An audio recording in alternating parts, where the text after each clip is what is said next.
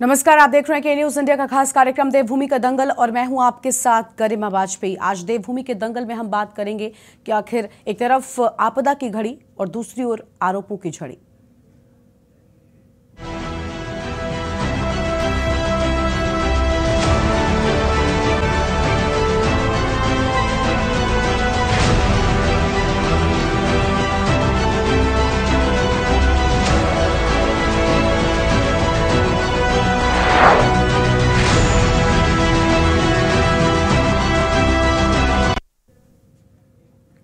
उत्तराखंड में भारी बारिश के बीच उत्तराखंड कांग्रेस ने अपनी चुनावी तैयारियां तेज कर दी हैं। इसी कड़ी में आज दिल्ली में उत्तराखंड के कांग्रेस नेताओं के साथ पार्टी आलाकमान ने बैठक की है।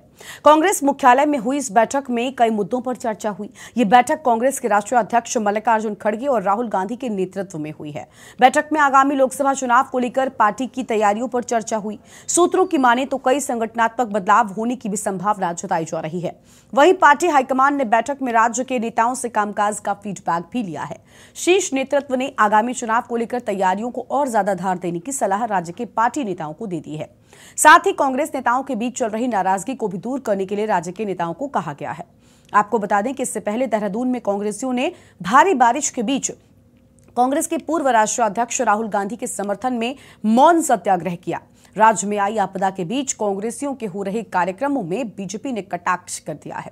भाजपा का कहना है कि कांग्रेस को जनता से कोई सरोकार नहीं है। एक तरफ जहां राज्य सरकार और बीजेपी के कार्यकर्ता बाढ़ प्रभावितों की मदद कर रहे हैं, तो वहीं दूसरी ओर कांग्रेस अपने राजनीतिक कार्यक्रम कर रही है। और आज इसी मुद्दे पर होगी विस्तार से बातचीत। कई खास मेहमानों का पैनल होगा हमारे साथ में, लेकिन उससे पहले एक नजर डालिए आज की हमारी इस खास रिपोर्ट पर।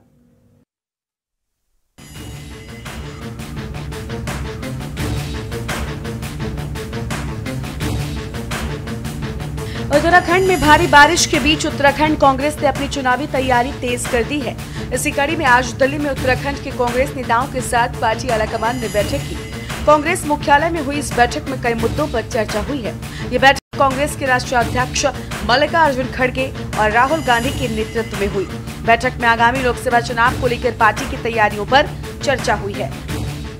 देखिए, कांग्रेस पार्टी के आदरणीय राष्ट्रीय अध्यक्ष मल्लिकार्जुन खड़गे जी के निर्देश पर आज कांग्रेस के वरिष्ठ नेताओं की एक बैठक दिल्ली में हो रही है, जिसमें राज्य के सभी वरिष्ठ नेता उस बैठक में मौजूद हैं। आदरणीय राहुल गांधी जी का मार्गदर्शन भी उसमें मिल रहा है और निश्चित तौर पर जो राज्य के अंदर आने वाले नगर निकाय के चुनाव हैं, नगर निगमों के चुनाव हैं, जिला पंचायतों के भविष्य में चुनाव होंगे, कोऑपरेटिव के चुनाव हैं, लोकसभा की चुनौती है 2024 में, उन सभी पर विचार मंथन हो रहा है और पार्टी संगठन के मुद्दों पर भी निश्चित तौर पर चर्चा होगी। भविष्य में जो भी आज मार्गदर्शन वो वहाँ से मिलेगा उस पर काम होगा और निश्चित तौर पर पार्टी संगठन को मजबूत करने के लिए कांग्रेस पार्टी से जो हो पाएगा वो कदम भी उठाए जाएंगे। राष्ट्रीय अध्यक्ष मल्लिकार्जुन खड़गे जी उस पर चिंता जता चुके हैं और आपदा पीड़ितों की सहायता करने के लिए, मदद करने के लिए कांग्रेस पार्टी को आवश्यक दिशा निर्देश दे चुके हैं। सूत्रों की माने तो कुछ संगठनात्मक बदलाव होने की भी संभावना जताई जा रही है। वहीं पार्टी हाईकमान ने बैठक में राज्य के नेताओं से कामकाज का फीडबैक लिया है। शीर्ष नेतृत्व ने आगामी चुनाव को लेकर तैयारियों को और धार देने की सलाह राज्य के पार्टी नेताओं को दी है।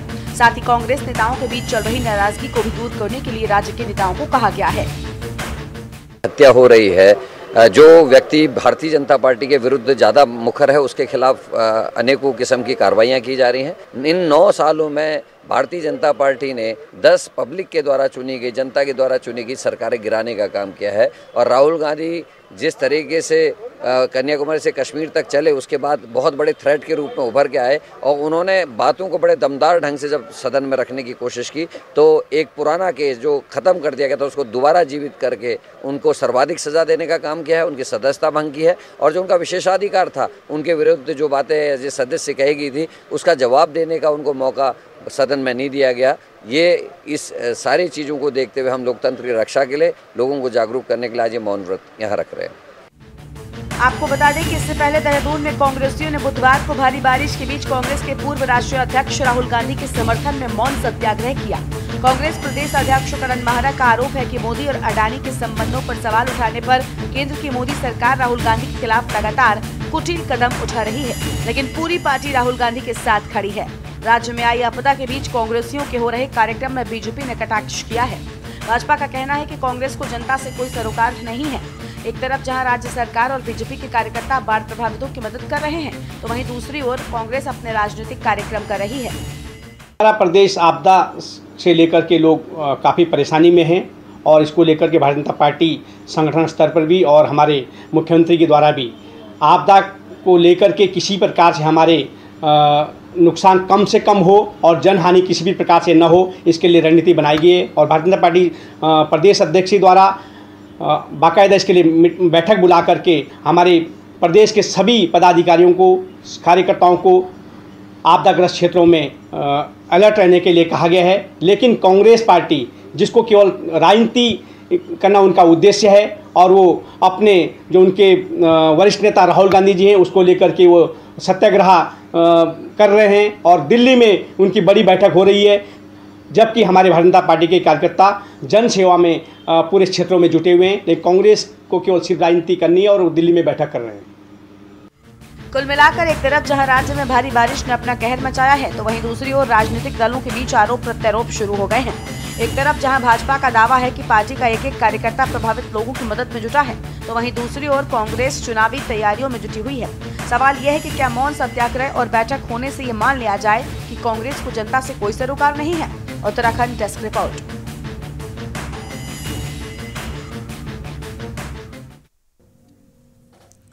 और आज इस मुद्दे को लेकर देवभूमि के दंगल में हम विस्तार से बातचीत करेंगे। कई खास मेहमानों का पैनल हमारे साथ में जुड़ने वाला है। सबसे पहले उनसे हम परिचय करवाते हैं। आज हमारे साथ में रविंद्र कुमार जी हैं, प्रदेश प्रवक्ता भारतीय जनता पार्टी की ओर से। राजेंद्र चौधरी जी हमारे साथ में हैं, प्रदेश महामंत्री कांग्रेस पार्टी की ओर से जुड़ चुके हैं। और हेमा भंडारी जी हमारे साथ में हैं, प्रदेश प्रवक्ता आम आदमी पार्टी की ओर से। और मनोज ध्यानी साहब हमारे साथ में हैं, राजनीतिक विश्लेषक हैं। आगे और मेहमान भी आज चर्चा का हिस्सा बनेंगे। लेकिन शुरुआत भारतीय जनता पार्टी के रविंद्र कुमार जी के साथ में। रविंद्र जी, आरोप आपने लगाया है कि कांग्रेस पार्टी अपनी बैठकों में व्यस्त है, जबकि प्रदेश में आपदा आई है। लेकिन इसमें कोई बड़ी बात नहीं है, बहुत सी आपदाएं आती हैं। भारतीय जनता पार्टी के नेता भी विदेशों का दौरा करते रहते हैं। इसमें कौन सी बड़ी बात हो गई? क्या अब तक, क्योंकि हम देखते आए थे विपक्षी आरोप लगाते आए थे, लेकिन इस बार तो सत्ता पक्ष ने विपक्षियों पर आरोप लगा दिए। बैठकों का सिलसिला तो हर पार्टी में चलता रहता है। आपसे कुछ दिनों पहले की बात करें, आपकी पार्टी के लोग भी लगातार दौरे कर रहे थे, बैठकें हो रही थी। लोकसभा चुनाव को लेकर किस तरीके से तैयारियां हो रही हैं ये पूरा देश जानता है। फिर कांग्रेस पार्टी को लेकर ये बात कहना। नहीं, देखिए, वैसे तो इनका अपना मन है, एक जब मर्जी अपने चुनाव की रणनीति बनाए, अपने कार्यक्रम करें। लेकिन मुद्दा इस बात का है, जब पूरे प्रदेश के अंदर एक आपदा का माहौल बना हुआ है, पूरे प्रदेश के अंदर यात्रा चल रही है, हजारों सैकड़ों लाखों लोग कांवड़ लेकर बद्रीनाथ केदारनाथ दर्शन को लेकर प्रदेश के अंदर हैं। उस समय मेरा कहना यह है, मैं कल भी एक चर्चा में था, इसके प्रवक्ता ने बड़ी गर्व के साथ ऐसे कह रहे कि हमारे 500-700 लोग जो है एक एक जगह पे मौन व्रत के लिए इकट्ठा हुए थे।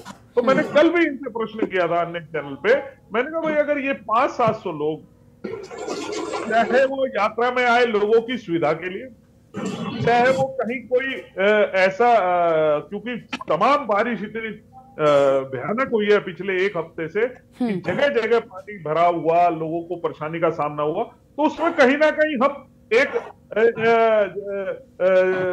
जनहित का काम कर सकते थे। पार्टी के पदाधिकारी होने के नाते, हम राजनीतिक दल के हिस्से होने के नाते, तो हो सकता है एक अच्छा संदेश जाता। ठीक है, यानी फिलहाल भाजपा ने, क्योंकि आपदा जैसी स्थिति तो मुझे लगता है सिर्फ उत्तराखंड में नहीं पूरे देश में हम देख रहे हैं, चाहे हिमाचल हो, उत्तराखंड हो या बाकी के अन्य, दिल्ली जैसा राज्य ही क्यों ना हो, पूरी तरीके से सब डूबे हुए नजर आ रहे हैं। लेकिन मैं आपसे एक बड़ा सामान्य सा सवाल पूछ रही हूँ कि क्या इस सब के बीच भारतीय जनता पार्टी ने अपने चुनाव की तैयारियों को ठप कर दिया है? क्या बंद हो गई हैं तैयारियां? देखिए, चुनाव की तैयारियों को लेके आप ये लगाइए ना, अगर हम लोगों के बीच में, जैसे पार्टी ने हमारे कार्यकर्ता, हमारे माननीय प्रदेश अध्यक्ष महेंद्र भट्ट जी ने अपील करी प्रत्येक कार्यकर्ताओं से कि आप लोगों के बीच में जाइए, यात्रा में आए लोगों को जागरूक करिए, उनकी हेल्प करिए, या आपदा में फंसे लोगों की हेल्प करिए।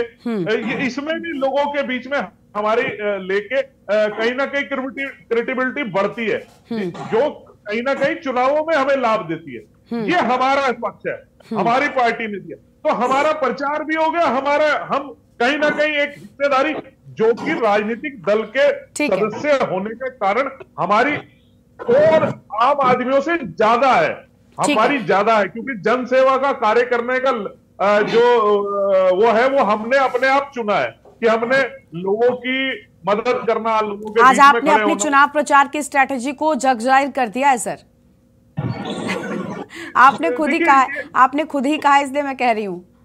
नहीं, बिल्कुल मैं ये कह रहा हूँ, ये चुनाव नहीं, देखिए लोग कहीं ना कहीं देखिए किस लिए चुनते हैं, हमें सेवा करने के लिए चुनते हैं ना। अगर नहीं भी चुना, मान लीजिए हम किसी प्रदेश में नहीं है, तो भी तो लोग कहीं ना कहीं हमारे पे ये विश्वास करते हैं ना कि भाई ये पार्टी के लोग हैं, इनका मदद करना इनका अधिकार है। जैसे पुलिस वाला होता है, उसका काम सुरक्षा देना है, फौजी है, उसका काम बॉर्डर पे सुरक्षा करना है। कहीं ना कहीं हम पब्लिक के बीच में ऐसे अपने आप को नेता शो करते हैं, तो नेता का शो करने का मतलब खाली कुर्ता लगा के पक्ष को या विपक्ष को गाली देना नहीं है।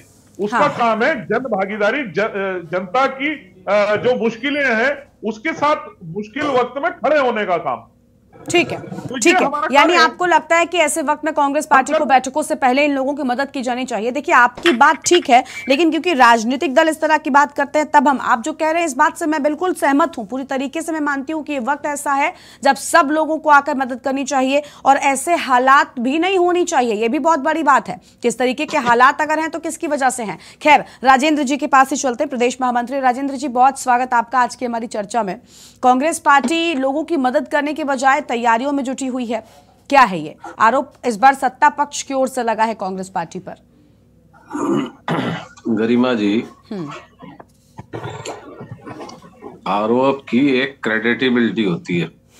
आप किसी पे आरोप लगाएं, उसका एक आधार होता है। इस समय बात सही है कि आपदा है। कल हमारे यहाँ देहरादून में प्रदेश कार्यालय पे मौन धारण कार्यक्रम था।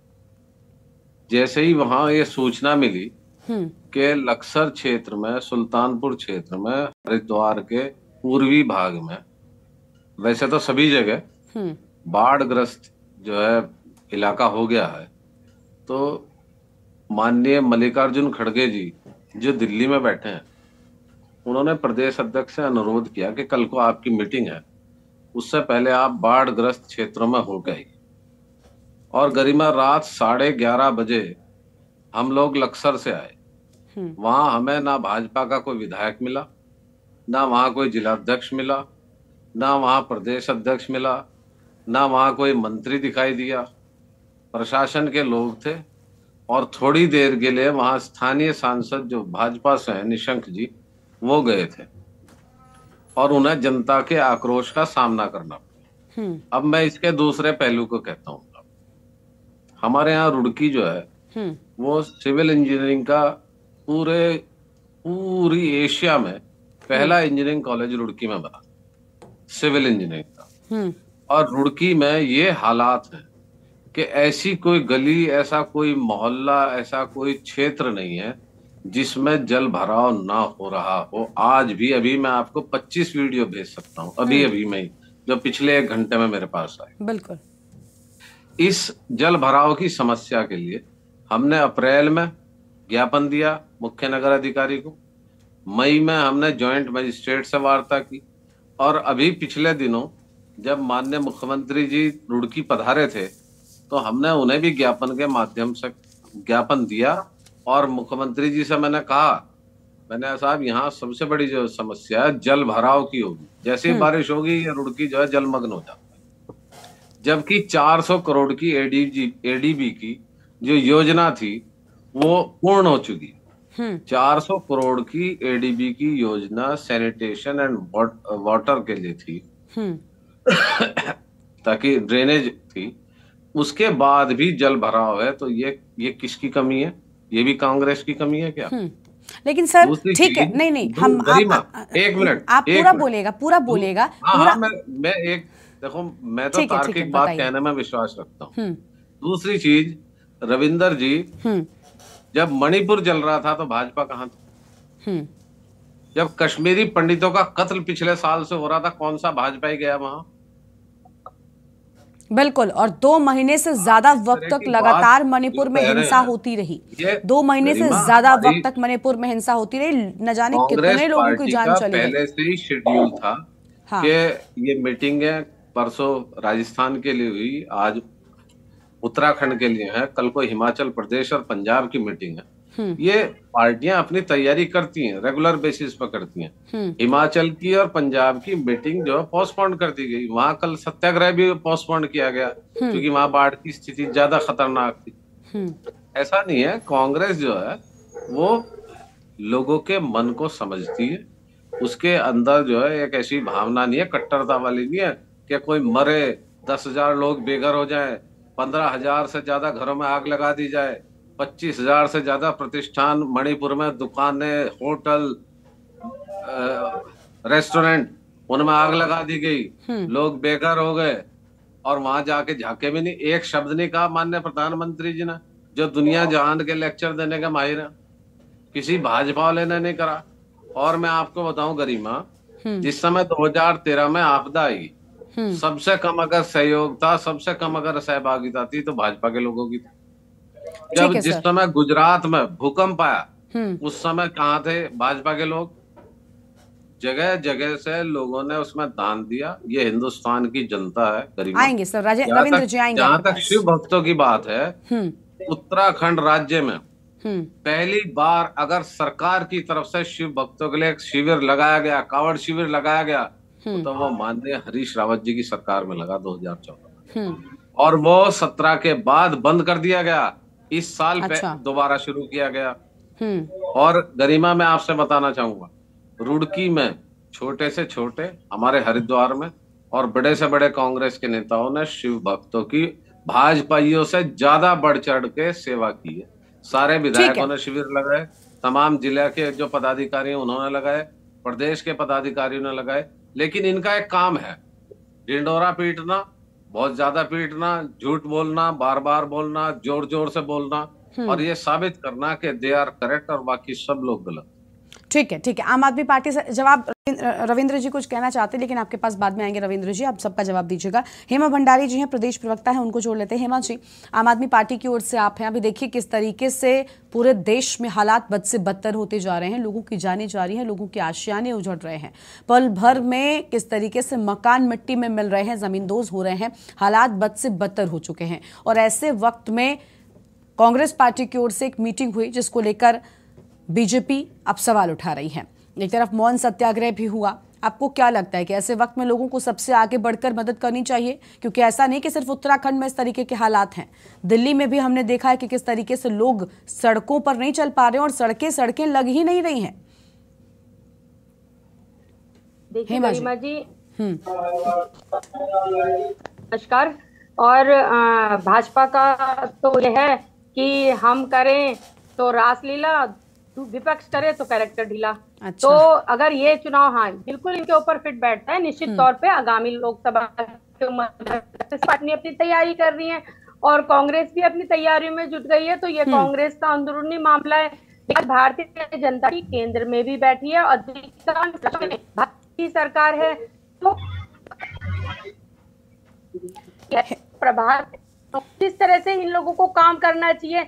क्योंकि भाजपा की जो है ना गरिमा जी, दिक्कत ये है कि वो अपनी जिम्मेदारियों से भाग का पूरा है ना विपक्ष पर डाल देती है। क्योंकि आज जिस तरह से हरिद्वार के हालात देखिए, पहाड़ी क्षेत्रों के हालात खतरा बन गया है, भूस्खलन का खतरा है। और वहीं जैसे कि हमारे भाजपा के यहाँ पर प्रवक्ता बोल रहे थे कि क्षेत्रों में तो विधायक मंत्री कहीं नजर नहीं आ रहे हैं। और शायद प्रवक्ता जी को यहाँ पर मालूम नहीं है कि भाजपा की दिक्कत ही ये सबसे बड़ी है। अगर किसी मुद्दे तो भाजपा राजनीति। ठीक है हेमा जी आपकी आवाज ठीक से हम तक पहुंच नहीं रही, माफ कीजिएगा, तकनीकी खामियों के चलते आपकी बात को हम सही से सुन नहीं पा रहे। आपके पास वापस लौटेंगे हेमा जी, हम आपकी बात समझ गए हैं। देखिए, आरोप विपक्ष लगा रहा है सत्ता पक्ष पर। विपक्ष का कहना है कि सत्ता पक्ष जब खुद काम करते हैं तो उन्हें ठीक लगते हैं, लेकिन जब विपक्षों की ओर से अगर संगठनात्मक बैठकें भी हो जाएं तो आपत्ति हो जाती है। खैर, अनुपम खत्री जी के पास चलेंगे, वरिष्ठ यूकेजी के नेता है, हमारे साथ में जुड़ चुके हैं। बहुत स्वागत अनुपम जी आपका भी हमारी चर्चा में। अनुपम जी, कांग्रेस पार्टी की एक बैठक बैठक हुई जिसको लेकर सत्ता पक्ष यानी बीजेपी की ओर से कहा गया कि भाई देखिए, एक तरफ प्रदेश के हालात बद से बदतर हो गए हैं, दूसरी ओर कांग्रेस पार्टी चुनाव की तैयारियों में है। आप इस बात से कितना सहमत हैं? क्योंकि भारतीय जनता पार्टी भी लगातार चुनावी मोड में रहती है, वो तो चुनाव हो या ना हो, ये तो एक्शन मोड में रहते हैं। ऐसे में क्या ये आरोप लगाना कांग्रेस पार्टी पर आपको ठीक लग रहा है? जी नमस्कार गरिमा जी। देखिए, भारतीय जनता पार्टी एक बड़ा संगठन है, बड़ा दल है, और मेरी गुजारिश ये है कि दूसरे के घर में झांकने के बजाय देश और राज्यों में जहां आप हैं उन सड़कों पे, उन स्थितियों पे झांके। जो जिम्मेदारी आपने ली है अपने कंधों पे सत्ता चलाने की, एक बहुत बड़ा विश्वास जनता के बीच में पैदा करके, क्योंकि मैं भी भाजपा को वोट दे चुका हूँ, इस बात से मैं इनकार नहीं करूंगा। हमने भी 2014 में आके और उसके बाद दी है, तो वो एक विश्वास से दी थी कि जो एडमिनिस्ट्रेशन अब तक मिला है आजादी के बाद से, वो और सुधरेगा और बढ़िया होगा और बेहतर होगा। ये विश्वास हमारे बीच में जगाया गया, आमदनी को लेके, घर के हालातों को लेके, रोजगार को लेके, अच्छे भविष्य को लेके। और इस पैनल में बैठे ये सब लोग जानते हैं कि यही विश्वास उस समय सबसे प्रबल था, और उस विश्वास पे कायम रखने के लिए कांग्रेस की बैठक हुई कि यूकेडी में झगड़ा हो गया या फलाने का जो है आम आदमी पार्टी वाले का एक नया कांड खुल गया, इधर इधर झांकने के बजाय जो जिम्मेदारी मिली है, जो कंधों पे ली है, जिसका विश्वास जनता के बीच में जगाया है, उसको निभाने पे ज्यादा ध्यान दें, तो मैं मानूंगा कि कोई विपक्ष आरोप लगा ही नहीं पाएगा। और वैसे भी आरोप नहीं लगाता है विपक्ष। ये जो आरोप शब्द है ये बिल्कुल एक नाजायज शब्द है। विपक्ष वो बात करता है जो सामने दिख रही होती है, वो घटनाएं कह रहा होता है, वो कमियां दिखाने की कोशिश कर रहा होता है जिनमें आप सत्ता में होने की वजह से ताकतवर हैं और आप उसे सुधार सकते हैं। बिल्कुल। और पब्लिक ने भी यही चाहा था कि आप उसे सुधारें। हाँ। तो हमें बीते हुए सालों को गिनवाने की बजाय आने वाले सालों में आप क्या करके दिखा सकते हैं, बिल्कुल ये बताइए। आप वर्तमान में जो सुधारने की आपने क्षमता अपनी दिखाई थी अपने बड़े बड़े भाषणों में, उनको सत्य करके दिखाइए। जब आप ये करेंगे तो यकीन मानिएगा कि बहुत खुशी होगी उन सब जनता को जिसने भारत के होके, मूल सनातनी होके ये समझा, और जो गैर सनातनी भी हैं उन्होंने भी ये समझा कि अच्छी योजनाएं और अच्छे प्रबंध होंगे, इसीलिए चाहे हिंदू हो चाहे किसी भी जाति का वर्ण का व्यक्ति हो, उसने भाजपा को बढ़ चढ़ के अपना मतदान दिया। और उस मतदान का नाजायज फायदा आप लोग उठा रहे हैं। और फिर बिल्कुल, यानी देखिए, आप भी यही कहना चाहते हैं ना कि तैयारी अगर ठीक ढंग से होती तो इस तरीके के हालात नहीं होते। तैयारी अगर सबसे पहली बात यह है ना कि इस पर भी विचार किया जाना चाहिए। उत्तराखंड में ये आलम हो गया है कि हरिद्वार का मुख्य चौराहा BHEL का हो, मुख्य चौराहा, शहरों की मुख्य सड़कें हो। अब तक तो हम कहते थे पहाड़ में आपदाएं आती हैं क्योंकि पहाड़ कच्चे हैं, वो तो 23 साल में पक्के हुए नहीं। लेकिन जो व्यवस्था यहाँ थी, मैं यहाँ की पैदाइश हूँ, मैं यहाँ पैदा हुआ हूँ, 7-7, 8-8 दिन की बारिशें आती थी, 10-10 दिन हम धूप नहीं देखते थे। हमारी माँ कपड़े धोती थी तो घर के अंदर तार लगा के उसमें सुखाती थी, और पूरा घर पानी और सीलन की बदबू से भर जाता था। धूप का इंतजार होता था, भगवान से प्रार्थनाएं होती थी, उल्टा तवा रख के बरसात रोकने की प्रार्थनाएं की जाती थी, तोड़ के किए जाते थे। उस बरसात को देखा है उत्तराखंड ने, और मैंने कुछ साक्षात देखा है। भारी भारी बर्फ की सिल्लियों जैसे मैंने देखा है। ऐसे भयंकर बारिश वाले समय में इतनी आपदाएं नहीं आई कभी हल्द्वानी, देहरादून या रुद्रपुर या हरिद्वार में जैसा अब हो रहा है।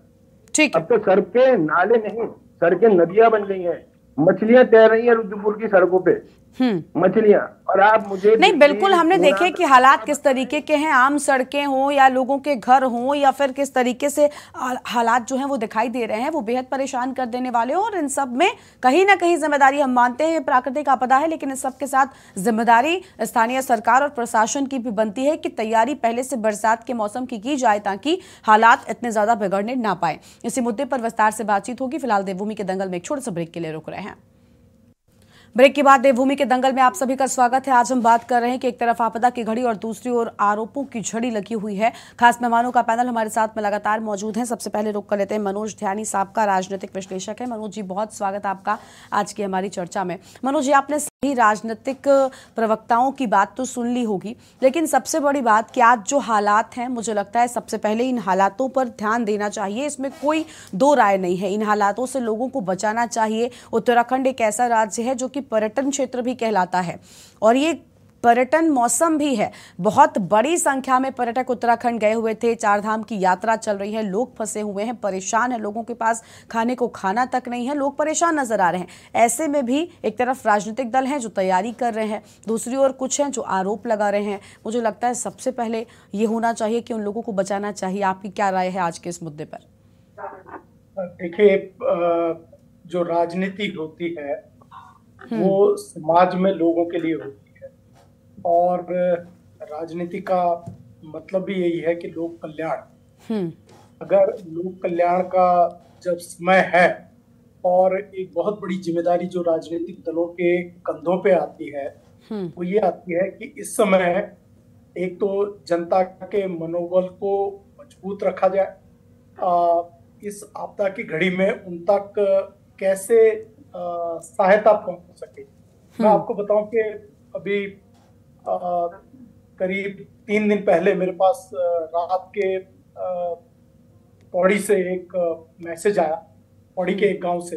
पौड़ी जनपद तो बहुत बड़ा है, तो पौड़ी जनपद के लैंसडाउन के नजदीक के गांव से मैसेज आया और वीडियोस आई और बड़ी दहला देने वाली वीडियोस है और जबरदस्त पानी का जो दहला है वो फैल रहा है।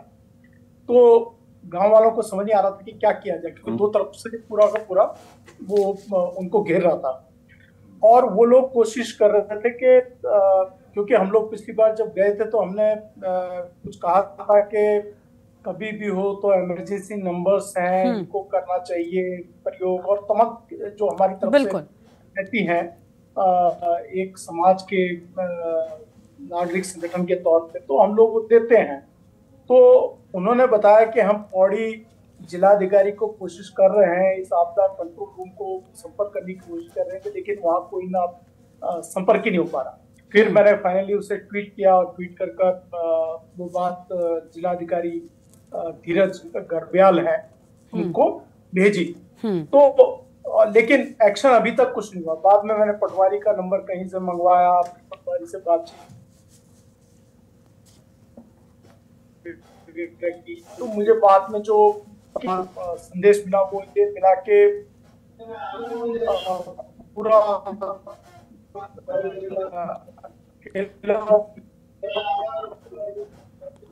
घानी जी की आवाज ठीक तरीके से मिल नहीं रही है। जो है तो सही है, पूरी की पूरी सड़क बह चुकी है। तो ऐसी दिशा में पूरा ध्यान अगर लोक कल्याण की ओर हो, आपदा राहत देने की ओर हो, बहुत महत्वपूर्ण है कि उसकी ओर ध्यान दिया जाए। बिल्कुल। मैं राजनीतिक सत्ताधारी दल है तो उसके प्रवक्ता से एक अनुरोध जरूर करना चाहूंगा कि मनन करिए कि देहरादून में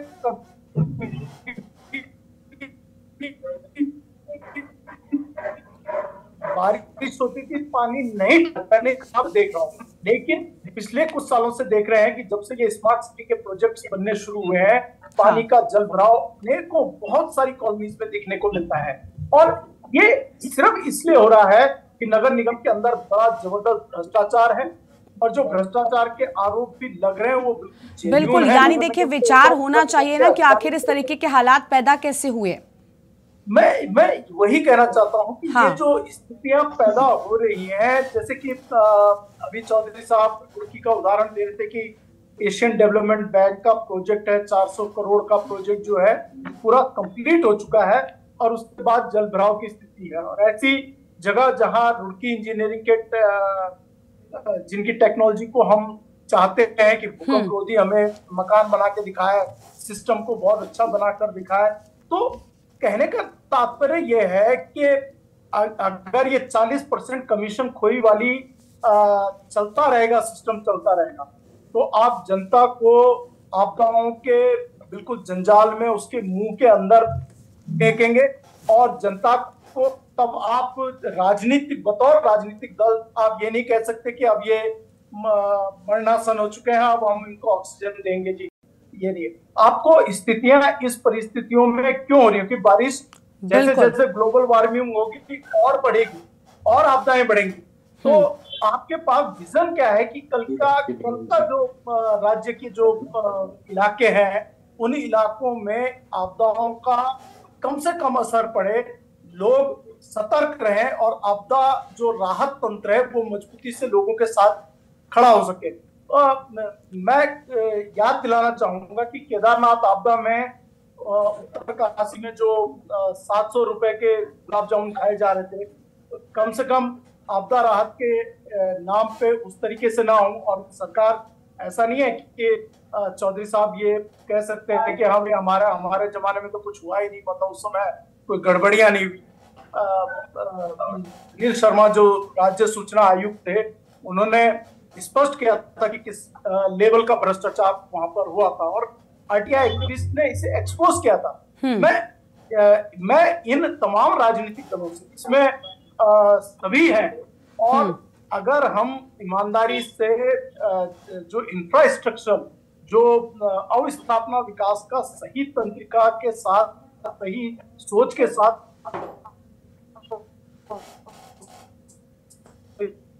ठीक है ध्यानी जी, ठीक है, हम आपकी बात को समझ गए। और देखिए आपकी आवाज ठीक से आ नहीं रही है, अभी रविंद्र जी के पास चलते हैं, रविंद्र जी से जवाब लेते हैं। रविंद्र जी देखिए, हर व्यक्ति यही कह रहा है कि सबसे बड़ी बात है कि इन हालातों पर भी बातचीत होनी चाहिए कि आखिर स्थिति ऐसी हुई कैसे, और लगातार सड़कों में जो पानी भरा है क्योंकि नालियों की सफाई नहीं की गई थी, पूरी तरीके से ये चोक थे, इसके चलते मैं बहुत छोटी आपदाओं की बात कर रही हूं जो आम जनता के सामने आ गई है। पहाड़ों पर क्या स्थिति है उस पर तो बात ही नहीं कर सकते क्योंकि इतने ज्यादा हालात बद से बदतर हो गए हैं। जो लोग फंसे हुए निकल नहीं पा रहे हैं, कोई उनके लिए कुछ नजर नहीं आता है। ऐसे हालात क्यों हुए? एक तरफ आप उनसे कह रहे हैं कि बैठक करिए, लेकिन जो जिम्मेदार हैं सवाल तो उनसे भी है ना कि ठीक है हम मदद करेंगे इन हालातों में भी, लेकिन ऐसे हालात ना हो इसके लिए जिम्मेदारी सबसे पहले पावर किसके हाथ में है? कौन चीजें ठीक हुई सुनिश्चित कर सकता है? रविंद्र जी। जी गरिमा जी, देखिए मेरे से बहुत सारे विभिन्न तरीके के सवाल पूछे गए, मैं सबको कहूंगा। देखिए इसमें मणिपुर का मुद्दा भी आया। देखिए मणिपुर के मुद्दे पे मैं किसी भी रूप में अपने आप को स्पष्ट कह दूं, मैं एलिजिबल नहीं हूं कि उस मणिपुर के मसले पे कोई बात कर सकूं। लेकिन देखिए एक बिल्कुल ऐसा ही मणिपुर से भी खतरनाक मुद्दा अभी बंगाल के चुनाव का है, क्योंकि राजनीतिक दल ना मैं बिल्कुल, अगर आप मणिपुर पर कुछ नहीं बोल सकते तो मैं आपको बंगाल पर बोलने नहीं दूंगी ना। अगर क्यों बंगाल उत्तराखंड का है, बंगाल उत्तराखंड से क्या कनेक्शन है? अगर आप मणिपुर पर कुछ नहीं बोलेंगे तो बंगाल पर बोलने का आपको, मुझे लगता है बिल्कुल आपको बोलना ही नहीं चाहिए।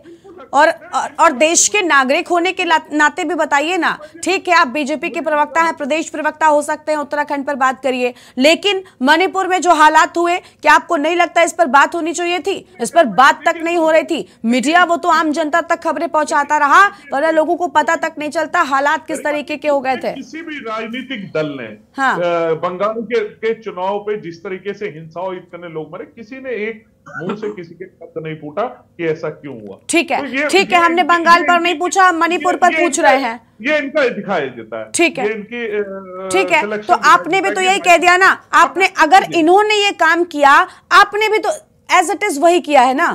आप उन पर तब कहिए जब वो काम आप मत करिए। आपने मणिपुर पर नहीं बोला, उन्होंने बंगाल पर नहीं बोला। मरा कौन?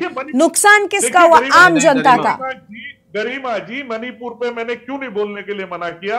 क्योंकि मणिपुर में जो हिंसा हो रही है उसके बहुत सारे कारण हैं, लेकिन बंगाल में जो कारण है उसका सीधा है कि चुनाव में भाजपा के अलावा कोई नहीं खड़ा हो सकता। ये कैसी डेमोक्रेसी बनाना चाह रहे हैं भाई? ठीक है, उनको बोलने दीजिए प्लीज, अभी बीच में कोई मत बोलिए। मैं आपके पास आऊंगी। राजेंद्र जी अभी बीच में नहीं बोलिएगा प्लीज, मैं आपके पास आऊंगी, आप अपनी बारी में सब बोलिएगा। डिस्टर्ब करना चाहेंगे तो मुझे इंटरप्ट करना पड़ेगा। सर मैंने उनको रोका, मैं हूँ इंटरप्ट करने के लिए, आप परेशान ना हो। मैं आपसे बात कर रहा हूँ। ठीक है रविंद्र जी, आप जल्दी से अपनी बात पूरा करिए। रविंद्र जी देखिए मैं जिस प्रकार से इन्हें बताना चाह रहा हूँ, इन्होंने बताया कि किस प्रकार से वहां एडीबी का पैसा था और वो जो है बिल्कुल फेल हो गया वहां। ये बिल्कुल सरासर, मैं इसे स्पष्ट कह दूं कि ये झूठ है।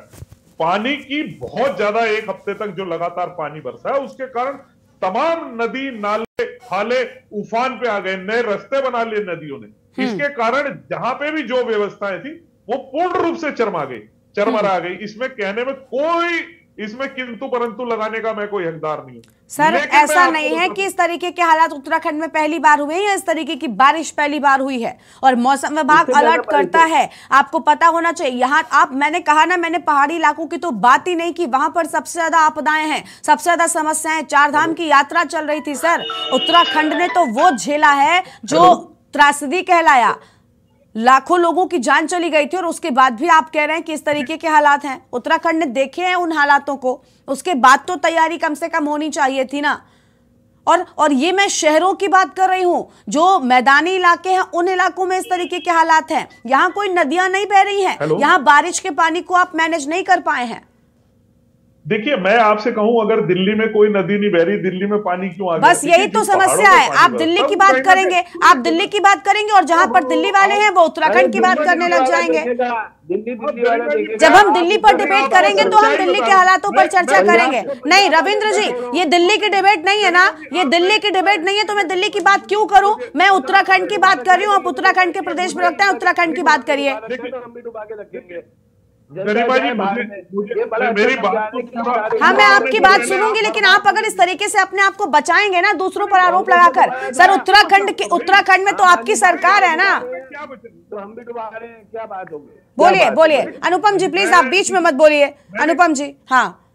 गरिमा जी, मैंने किसी भी रूप में अपने आप को डिफाइन करने या तो दिल्ली की बात कहां से आ गई? सर उत्तराखंड पर रहिए प्लीज, आप कहीं और मत जाइएगा। नहीं, आपने नदी की बात करी तो मैंने उसका बताया। देखिए, हाँ ठीक है, बताइए शहरी इलाकों में हालात ऐसे क्यों हो गए? शहरी इलाकों में ये हालात क्यों हुए, बताइए। शहरी इलाकों में तो देखिए, इतना पानी होने के बावजूद आप लगाइए कि जिन जगहों में पानी नहीं भरता था उन जगहों में भी पानी भरा, जिसका कारण था अत्यधिक वर्षा होने के कारण। और दूसरी बात, एक और बात बता दूं कि लगातार अभी भी स्मार्ट सिटी का कार्य चल रहा है, नालों को सर उसके स्मार्ट सिटी का एक तो आपका कार्य, ये कार्य न जाने कब पूरा होगा, और स्मार्ट सिटी के कार्य के चलते कितनी समस्याएं लोगों के सामने आती हैं। आप स्मार्ट सिटी की बात करते हैं, स्मार्ट सिटी जहां पर आप बना रहे हैं देहरादून के सामने सबसे ज्यादा समस्याएं हैं। एक तो सड़कें खराब पड़ी हैं, ऊपर से बारिश का पानी उनमें भर गया। गरिमा जी मेरी बात सुन लीजिए, मैं आपको वही बताना है, ये जो काम आज हो रहा है ना, ये आज से कम 20 साल पहले होना चाहिए। मैं आपको 2 उदाहरण देके बताता हूं आपको बात। देखिए, हम आज की डेट में जो नाले बन रहे हैं ना, आप अगर उन्हें देखेंगे, 20 साल पहले नहीं हुआ तभी तो आपको लाए सत्ता में। अरे भैया, तो इसीलिए तो हमारा फर्ज है, हम कर रहे हैं ना। सर पिछला 5 साल भी आपके पास था, अभी 1 साल होने को है। पिछला 5 साल आपके पास था, दूसरा कार्यकाल शुरू हो चुका है, आपसे कुछ बनाया नहीं जाएगा। आप ये गिनाने लग जाएंगे पहले क्या था। अनुपम जी प्लीज, ठीक है रविंद्र जी अपनी बात को पूरा करिए। मैं आपको बार बार टोक रही हूँ, क्योंकि आप अगर तर्कविहीन बातें करेंगे तो मैं टोकूंगी। अनुपम जी प्लीज आप शांत हो जाइए। आवाज ऐसे सब एक साथ बोलते हैं तो आवाज नहीं आती है ना। रविंद्र जी को जल्दी से कंप्लीट करने दीजिए और मेहमान राजेंद्र जी के पास चलते हैं। देखिए गरिमा जी मैं ये बता रहा हूँ कि जो इस समय ड्रेनेज का काम हो रहा है, चाहे वो स्मार्ट सिटी के अंतर्गत होता है या राज्य सरकार के द्वारा या केंद्र पोषित द्वारा हो रहा है, वो बड़ा जबरदस्त है। उसके लिए आने वाले कई सालों तक कभी भी मुझे नहीं लगता कि किसी भी प्रकार की कोई ठीक है, मुझे उम्मीद है कम से कम आप आज जो बात कह रहे हैं यही बात पर कायम रखिएगा कि आने वाले सालों में दिक्कत ना हो। हालांकि पिछले के 5 साल पूरा आपकी सरकार थी। इन 5 सालों में कितना वक्त लगता है सर नदी नाले बनने में, कितना वक्त लगता है एक स्मार्ट सिटी बनाने में आपको? पिछले 5 साल से आपकी ही सरकार है ना, और वो भी आप तो डबल इंजन की सरकार कहते हैं, केंद्र में भी आप ही हैं, फिर भी स्मार्ट सिटी आपका तैयार नहीं हुआ। एक सड़क आपकी बनने में साल भर लग जाता है। बैटरी वाली बसें लगाई, स्मार्ट सिटी के अंतर्गत तारों को, केबल को नीचे ले जाने का काम किया है। हाँ। स्मार्ट सिटी के अंतर्गत सीसीटीवी कैमरे लगाने का काम किया है। तो ये कहना कि स्मार्ट सिटी में हुआ ही कुछ नहीं, गरिमा जी मैं आपको आज बता दूं, जो आज सड़कें खुद रही है ना, मैं आपको बता दूं आने वाले 50 साल 100 साल तक सड़कों में खुदाई नाम की चीज नहीं रहने की, एक बार जब कंप्लीट होगी। क्योंकि नीचे इस कदर पाइप डाल के कर दिया गया है कि कोई भी अगर काम, अगर कोई योजना आएगी तो वो ऑटोमेटिकली खोदने की जरूरत नहीं पड़ेगी, वो पाइपिंग ऑटोमेटिकली अंदर चली जाएगी। किसी एक रास्ते से इसको खोल के रखेंगे। जो जगह जगह अभी आप देखते हैं कि अभी सड़क बनाई, कल को आगे पानी वाले ने खोद दी, परसों को आगे टेलीफोन वाले ने खोद दी। इस तरीके का प्रोजेक्ट बनाया जा रहा है। मैं आपको प्रोजेक्ट की याद दिला रहा हूं ना, इनके प्रोजेक्ट बताता हूं। कांग्रेस के राज में हरीश रावत जी की सरकार में 3 पुल बने थे देहरादून में, फ्लाईओवर, एक आईएसबीटी वाला, एक बल्ली वाला चौक वाला और एक बल्लूपुर चौक वाला। वो 10 साल में फेल हो गए। हाँ बिल्कुल, हम मान रहे हैं रविंद्र जी कि कांग्रेस पार्टी ने बेहतर काम नहीं किया, बिल्कुल बेहतर नहीं किया। मैं ये बात कह रही हूं आम जनता होने के नाते, लेकिन इस बार इसीलिए तो जनता ने आपको मौका दिया था ना सर, इसके पहले भी आप ही थे। मैंने मान लिया इस बात को कि कांग्रेस पार्टी ने अच्छा काम नहीं किया था, लेकिन अब कब तक ये रोना रोया जाएगा कि कांग्रेस ने ऐसा नहीं किया इसलिए आज तक जनता भुगत रही है? अरे आगे बढ़िए ना सर। मैं गरिमा जी वही उदाहरण दे रहा हूं कि हमारा जो काम हो रहा है वो हमारी जो काम की जो हम प्रस्ताव रखते हैं, हमारा जो उद्देश्य होता है कि कितने साल चलेगा और कांग्रेस के राज में काम लेकिन सर इस बात का भी ध्यान रखिए कि अभी वर्तमान में भी जनता के सामने ऐसी समस्याएं ना आए कि लोगों की जानें चली जाएं। स्मार्ट सिटी के नाम पर सड़कों का जो हाल हो गया है ना, यहीं पर हादसे होते हैं, यहीं पर लोगों की जान चली जाती है। स्मार्ट सिटी अगर लोगों की बलि लेकर बनेगा तो माफ कर दीजिए, रहने दीजिए स्मार्ट सिटी नहीं चाहिए।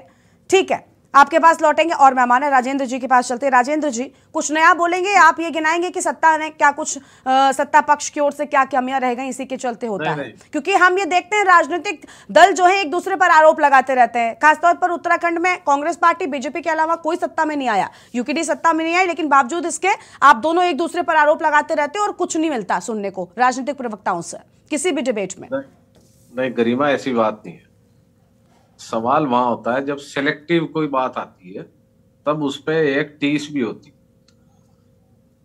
हमारे जो साथी हैं भाजपा के प्रवक्ता, उन्होंने अभी कहा कि स्मार्ट सिटी में जो वायरिंग है, इलेक्ट्रिक वायरिंग है, उसका 50 साल का जो है उन्होंने फ्यूचर प्लान बना के जो है पाइपिंग की। हाँ। यानी बिजली के तारों के लिए 50 साल का उन्होंने प्लान बनाया है और ड्रेनेज के लिए और सैनिटेशन के लिए बनाया नहीं एडीबी ने। सर आपने कितने साल का बनाया था? कम से कम वो ये बात कह रहे हैं 50 सालों के लिए, तो कम से कम उनकी ओर से तैयारी की जा रही है ना। आपको भी खूब मौके दिए उत्तराखंड ने। मैं आपसे पूछ रही हूँ आपने क्या किया था उत्तराखंड के लिए? गरिमा, उसका भी 50 साल का ही प्लान है, बल्कि 50 से भी ज्यादा का है। ठीक है, जो एडीबी का प्रोजेक्ट।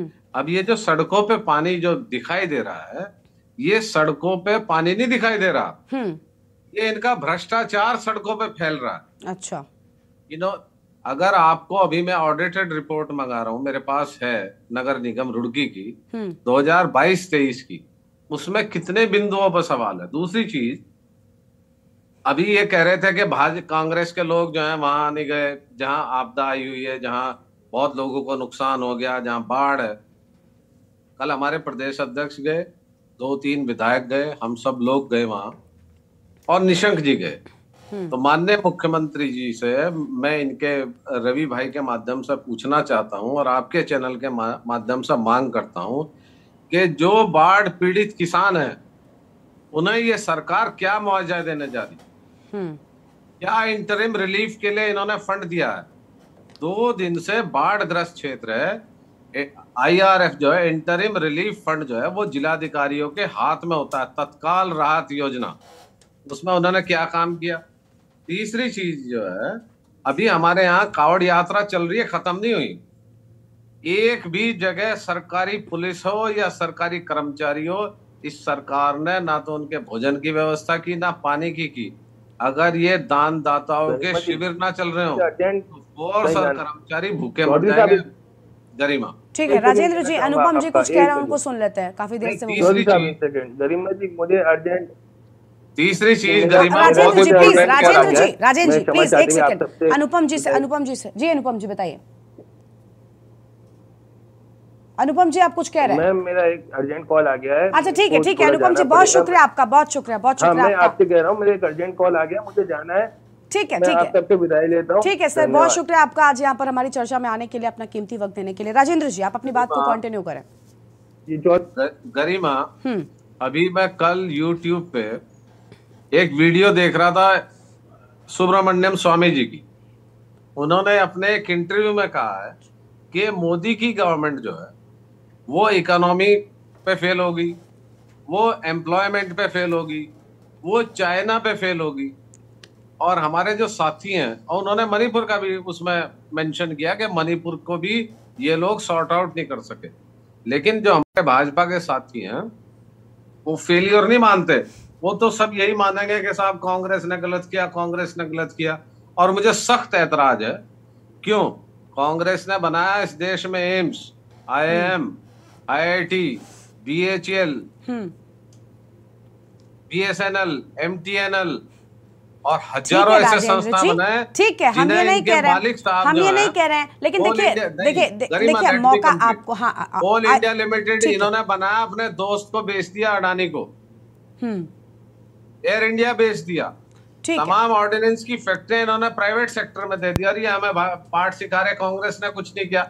लेकिन सर आज हालात ऐसे हैं तो कहीं ना कहीं कमी तो रही होगी ना। आज हालात ऐसे हैं तो ऐसा तो नहीं कि आज ही ऐसे हो गए, आज ही ऐसे हालात हो गए, ऐसा तो नहीं है ना।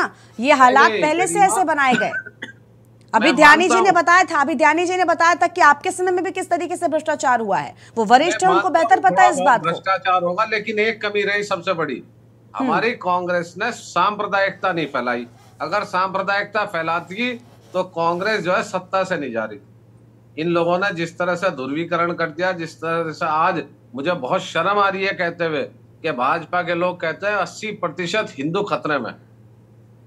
ये नहीं कांग्रेस ने किया। सर राजनीति के लिए हिंदू मुसलमान तो मुझे लगता है कोई भी दल करने से पीछे नहीं हटता, क्योंकि वो जानते हैं ना कि आम जनता को किस तरीके से बेवकूफ बनाना है और कहां पर हिंदू मुसलमान की बात करनी है और कहां पर नहीं करनी है। इसमें राजनीतिक दल कोई भी ऐसा नहीं जिसमें रोटियां सेकी ना हो, उसमें आप भी शामिल हैं और बाकी के दल भी शामिल हैं। मैं किसी को नहीं कह रही कि उन्होंने ऐसा किया है, सबने ऐसा किया है। सर आम जनता को जो सही मुद्दे हैं उनसे भटकाकर इन पर लाना। मोदी जी को प्रधानमंत्री बनाने वाले कई लोग थे जिनका जो है उन्हें बहुत ज्यादा सपोर्ट था। राम जेठमलानी।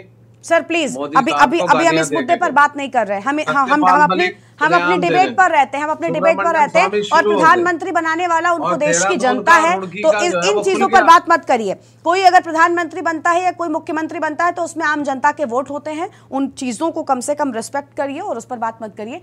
आगे लौटेंगे आपके पास, मनोज जी के पास चलते हैं। मनोज जी, अभी आपने सुना वही चीज होती है, आरोप प्रत्यारोप का दौर चलता रहता है। बीजेपी कांग्रेस पर आरोप लगाती है, कांग्रेस बीजेपी पर लगाते हैं, आम जनता घुन की तरह पिसती रहती है। आपने भी बताया था कि किस तरीके से घोटाले हुए, एजेंसियों ने इन बातों पर सहमति भी जाहिर की थी, लेकिन इसके बावजूद कोई इस बात को एक्सेप्ट करने को तैयार नहीं है। हर कोई ये कहता है कि हमारे समय में हमने बेहतर किया, बीजेपी वाले कहते हैं हमारे समय में हमने बेहतर किया। तो आखिर ये बेहतर आज नजर क्यों नहीं आता? सर देखिए, राजनीतिक दलों के बीच में जो ये ब्लेम गेम जो चलता रहता है, हाँ, ये वास्तव में ये पूरा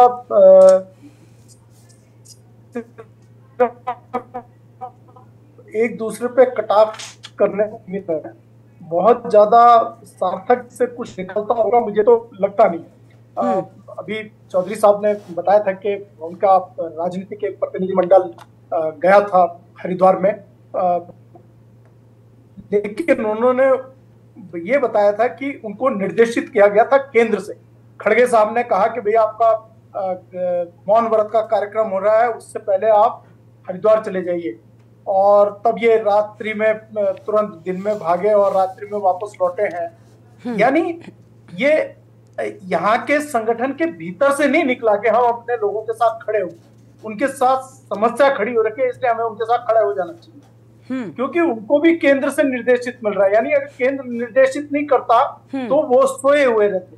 और ये वही बीजेपी है जो कांग्रेस पर आज आरोप लगा रही है। सर अभी 4 दिन पहले की बात है, अभी 4 दिन पहले की बात है, मुख्यमंत्री धामी 4 दिनों के लिए दिल्ली में ठहरे हुए थे। उस वक्त भी हालात खराब थे, उस वक्त भी हालात उत्तराखंड में खराब थे, बिल्कुल खराब थे। और मैं मतलब जिस तरीके के देश के भीतर हालात हैं या मणिपुर के हालात हैं, आज भी हमारे देश के प्रधानमंत्री बाहर घूम रहे हैं। मतलब ये जो जिस तरीके का एक परिचालन चला हुआ है